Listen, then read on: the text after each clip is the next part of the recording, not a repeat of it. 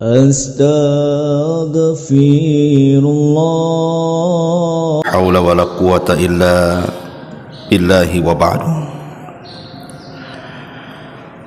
Alhamdulillah, di pagi hari ini kita bisa duduk kembali untuk bertalabul ilmi setelah melaksanakan kewajiban Allah Subhanahu wa taala, salat subuh berjamaah. Ada satu hadis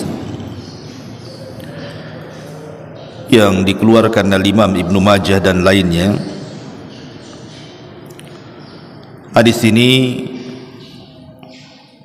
bersumber dari dua sahabat Nabi sallallahu alaihi wasallam. Pertama Abu Sa'id Al-Khudri radhiyallahu anhu dan juga Abu Hurairah. Dan hadis ini disahihkan oleh Syekh Nasiruddin Al-Albani rahimahullahu ta'ala. 5 kalimat kalau seseorang membacanya dalam kondisi dia sakit,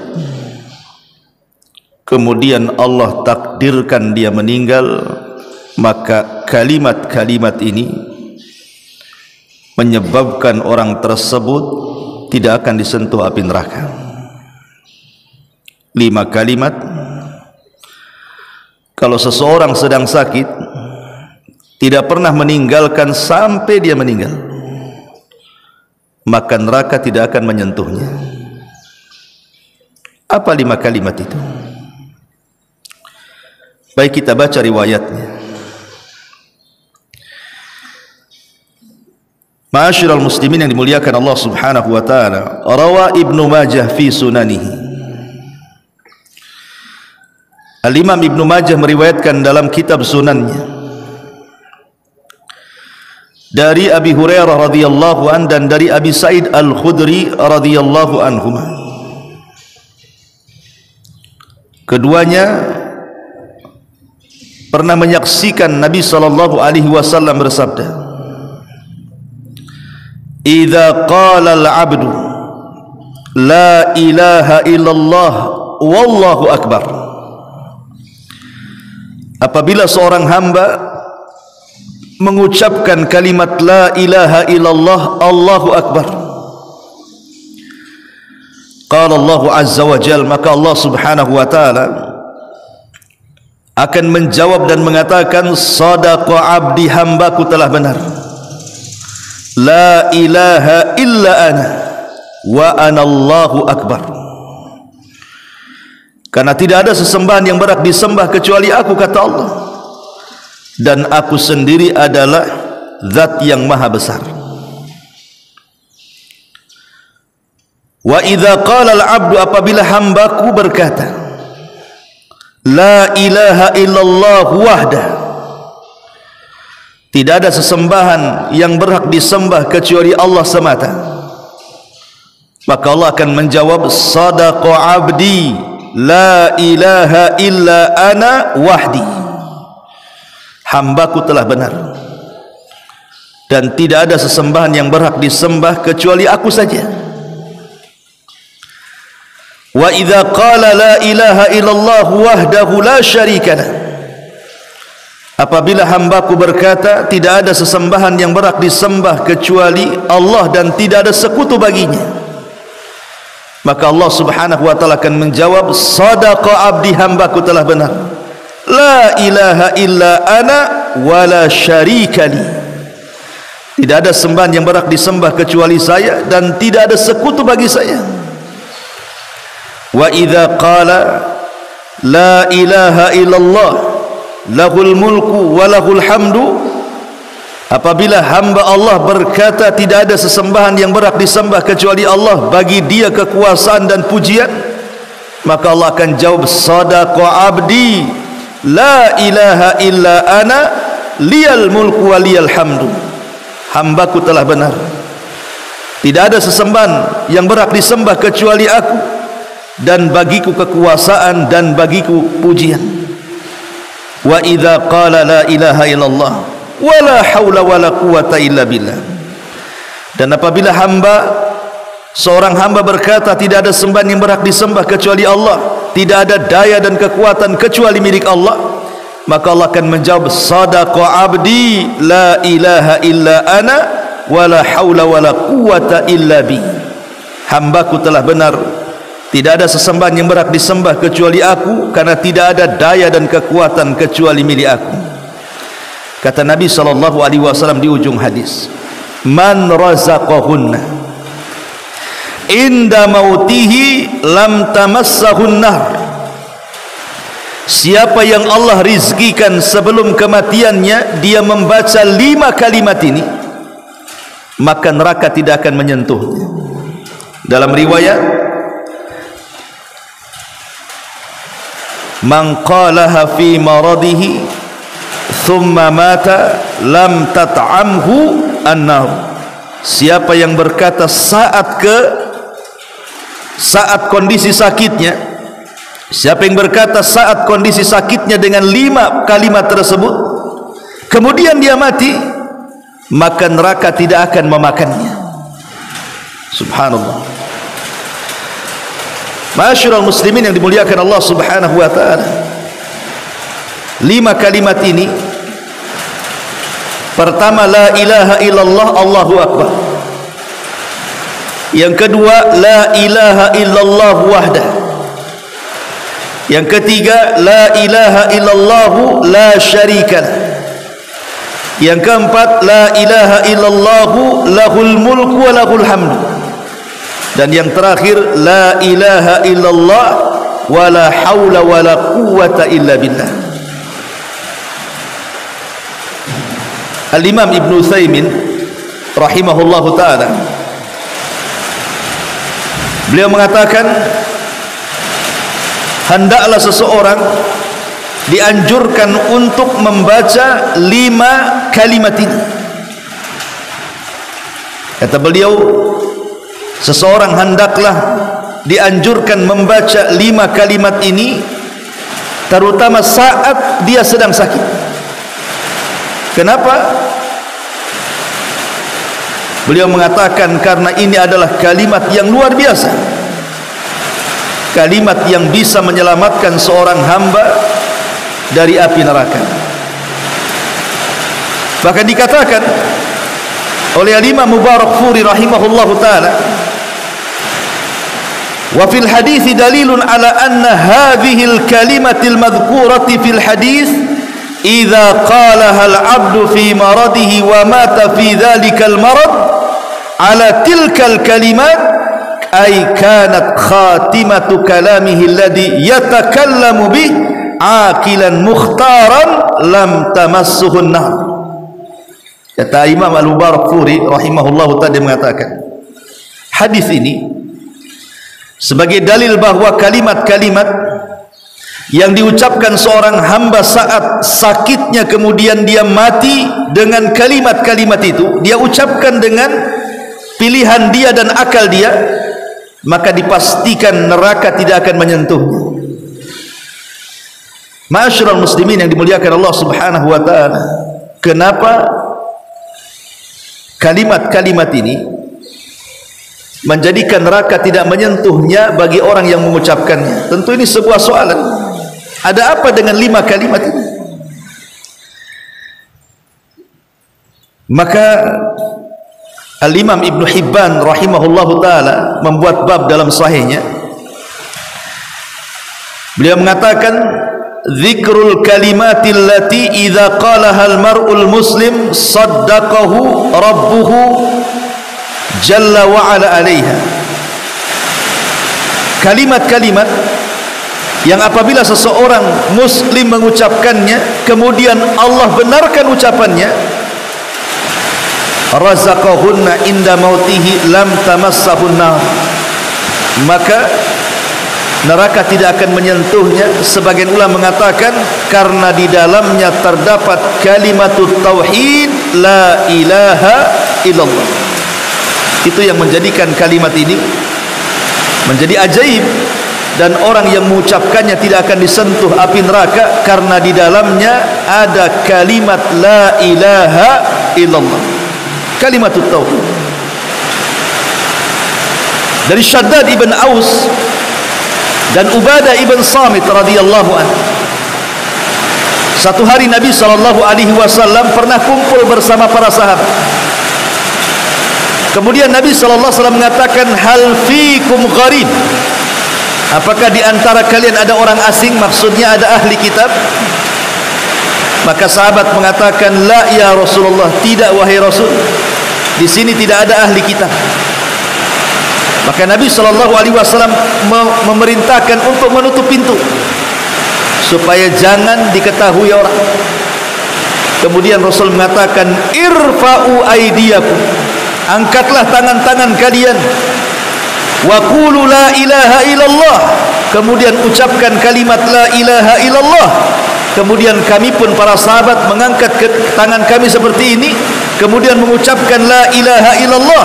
Kata Nabi SAW, alhamdulillah, Allahumma ba'athani bihadihil kalimati wa amartani biha wa wa'adtani 'alaihal jannah wa innaka la tukhliful mi'ad. Thumma qala abshiru fa innallaha 'azza wa jalla qad ghafara Allahu lakum.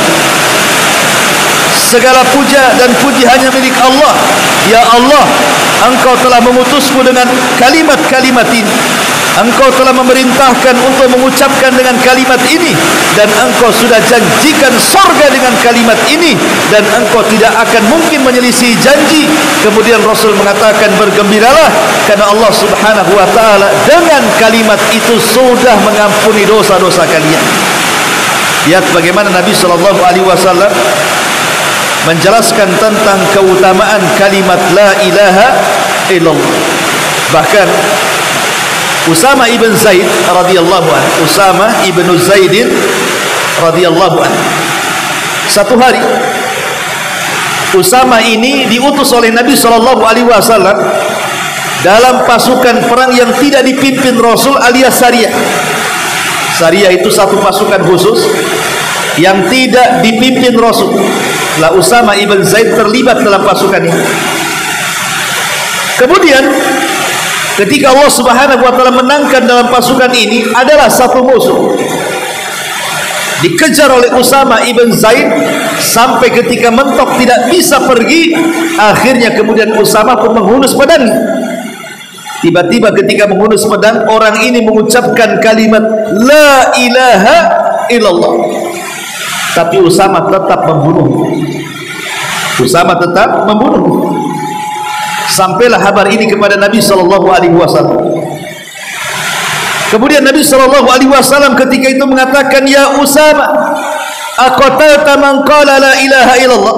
Usama, apakah engkau membunuh orang yang telah mengucap kalimat la ilaha illallah? Maka Usama mengatakan, ya Rasulullah, dia mengucapkan kalimat itu karena takut dengan pedangku, bukan karena ingin masuk Islam. Maka Rasulullah SAW mengatakan, ya Usama, sudah kau belah dadanya sehingga kau tahu isinya. Apakah dia mengucapkan kalimat itu karena takut pedangmu, ataukah karena ingin masuk ke dalam Islam?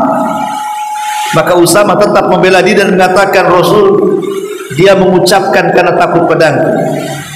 Tapi Rasul mengatakan, tidak wahai Usama, engkau sudah membunuh orang yang mengucapkan kalimat la ilaha illallah. Ya Usama, kaifa tasna bila ilaha illallah idza ja'at yaumal qiyamah.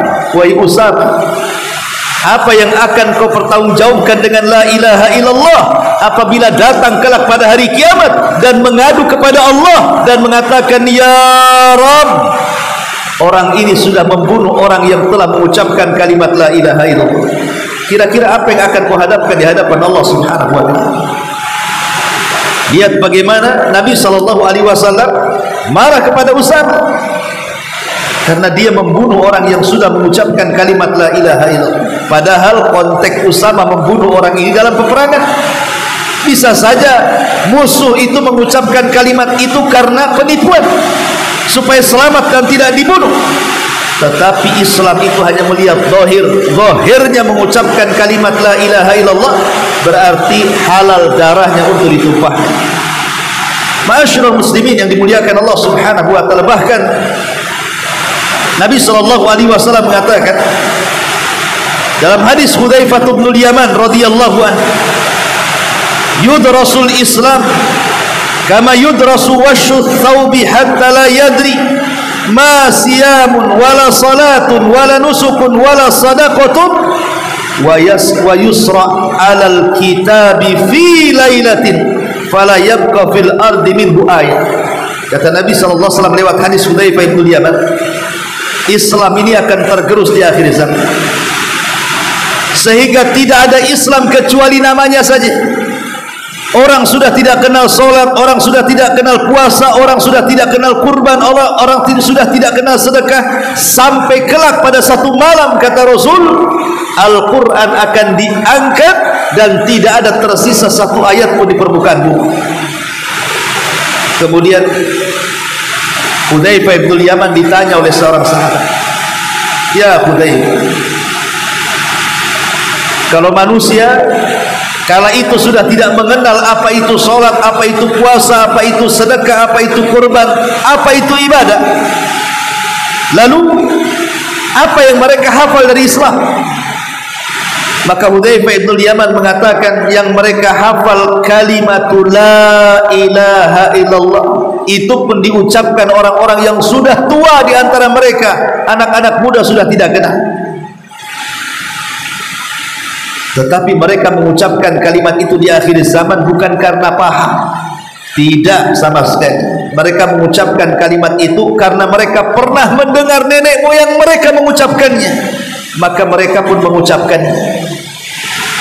Kemudian dikatakan kepada Hudzaifah, ya Hudzaifah, apakah kalimat yang mereka ucapkan dari kalimat turun-temurun dari nenek moyang mereka, la ilaha illallah, tunjihim minan nar, bisa menyelamatkan mereka dari api neraka? Hudzaifah terdiam sampai mengatakan, ya tunjihi minan nar, tunjihi minan nar, kalimat itu bisa menyelamatkan mereka dari api neraka, kalimat itu bisa menyelamatkan mereka dari api neraka. Padahal mereka mengucapkannya bukan karena pengetahuan, hanya karena ucapan turun-temurun dari nenek moyang mereka, tapi karena ketika itu Islam sudah tergerus dan tidak meninggalkan kecuali nama. Al-Quran sudah diangkat, tidak kenal solat, puasa, zakat, haji dan ibadah yang lainnya. Hanya kalimat itulah yang mereka bisa ucapkan, itu pun karena turun-temurun ucapannya, dan hanya diucapkan orang tua mereka. Tetapi itu pun sudah mencukupkan mereka dari azab Allah, dan mereka diselamatkan dari api neraka. Subhanallah. Ini menunjukkan apa? Keutamaan kalimat la ilaha illallah. Dan yang terakhir, Nabi SAW satu hari pernah bercerita tentang bitaqah. Bitaqah itu kartu sakti. Kata Nabi SAW, innallaha sayukhallasu rajulan min ummati ala ru'usil khalaik yaumal qiyamah. Satu hari Allah akan menghadapkan manusia, satu orang di hadapan halayak manusia. Jadi nanti pada hari kiamat di padang mahsyar, Allah akan panggil satu orang dan disaksikan oleh seluruh manusia yang begitu banyak, entah berapa jumlahnya. Kemudian Allah Subhanahu wa taala katakan, datangkan kepadanya tis'atan wa tis'ina sijillah. Datangkan kepada orang ini 99 catatannya. Datangkan kepada orang ini. Datanglah malaikat membawa 99 catatan. Kemudian Allah katakan, buka satu catatan. Akhirnya kemudian dibukalah satu catatannya. Rupanya satu catatan ini sejauh mata memandang. Panjang catatannya itu sejauh mata memandang. Ini baru satu catatan, belum 98 catatannya dibuka. Baru satu catatan itu sudah maddal basar, sejauh mata memandang catatannya itu. Maka orang ini pun langsung lemas, karena semua catatannya isinya keburukan dia. Kemudian Allah Subhanahu wa taala mengatakan, atumkiruna min hadza syai'an ya fulan. Fulan, tolong kau baca catatanmu. Ada enggak yang kau ingkari dari catatan itu? Boleh jadi ada yang dicatat dan kau tidak lakukan. Maka hamba ini mengatakan, tidak, semua sudah benar, ini semua perbuatanku di dunia. Kemudian Allah mengatakan, adzlamaka katabatil hafidun, cek lagi wahai fulan, jangan-jangan malaikat yang mencatat salah catat pula, dia sudah menzalimi kamu. Cross check lagi. Maka dia pun membaca lagi dan mengatakan, la ya Rabb, tidak ya Rabb, semua benar. Dari sini menunjukkan apa? Di antara kekhususan hisab itu, Allah mengembalikan hafalan kita. Di dunia kita berbuat jahat seminggu yang lalu sudah lupa. Di dunia kita pernah mendolimi orang sebulan yang lalu sudah lupa. Di dunia pernah menyakiti si fulan entah berhari-hari yang lalu, kita sudah lupa. Tapi di akhirat, di antara kekhususan hisab adalah Allah kembalikan ingatan kita. Kita ingat per detiknya, di mananya, harinya, tanggalnya, bulannya, tahunnya. Allah berikan ingatan itu untuk mencocokkan catatannya. Ma'asyiral muslimin yang dimuliakan Allah Azza wa Jalla, ketika hamba ini sudah lunglai, sudah lemas karena semua catatannya keburukan, dan Allah katakan, alaka hasanah, apakah kamu punya kebaikan? Maka hamba ini mengatakan, ya Rabb, walaupun aku punya kebaikan, apalah artinya dengan catatan-catatan ini? Akhirnya dia pun sudah menuju neraka. Tiba-tiba Allah memanggilnya dan mengatakan, tidak, engkau punya kebaikan. Kemudian Allah keluarkan kartu sakti, di dalamnya kalimat la ilaha illallah. Maka kartu itu ditimbang di satu neraca. 99 catatan keburukannya ditimbang di neraca satunya. Apa kata Rasul? Tasat bihinna la ilaha illallah. La ilaha illallah langsung melesat ke atas. Karena sifat timbangan di dunia itu berbeda dengan sifat timbangan di akhirat. Kalau di dunia makin berat ke bawah, kalau di akhirat makin berat ke atas. Makanya bahasanya tasat bihinna la ilaha illallah, melesat ke atas. Ya. Kenapa? Karena surga itu darajat, makin tinggi makin indah. Neraka itu darajat, makin rendah makin menakutkan. Makanya sifat timbangan di akhirat bukan berat itu ke bawah, tapi berat itu ke atas. Makanya bahasanya tasat bihinna la ilaha illallah. Ma'asyiral muslimin yang dimuliakan Allah Azza wa Jalla, intinya kenapa kemudian orang yang mengucapkan 5 kalimat ini, Allah janjikan neraka tidak akan menyentuhnya, karena 5 kalimat ini sekali lagi adalah termasuk afdalu zikri, seutama-utama zikir. Sebagaimana hadis Jabir bin Abdullah radhiyallahu an, afdalu zikri la ilaha illallah wa afdalud du'a alhamdulillah. Seutama-utama zikir adalah la ilaha illallah, dan seutama-utama doa adalah alhamdulillah. Dan Rasul mengatakan, man qala akhiru kalamihi la ilaha illallah dakhala al-jannah. Siapa yang akhir ucapannya ditutup dengan kalimat la ilaha illallah, maka dipastikan dia masuk surga. Subhanallah bihamdika, asyhadu an la ilaha illa anta, astaghfiruka wa atubu ilaik. Allahu ta'ala alam. Assalamualaikum warahmatullahi wabarakatuh.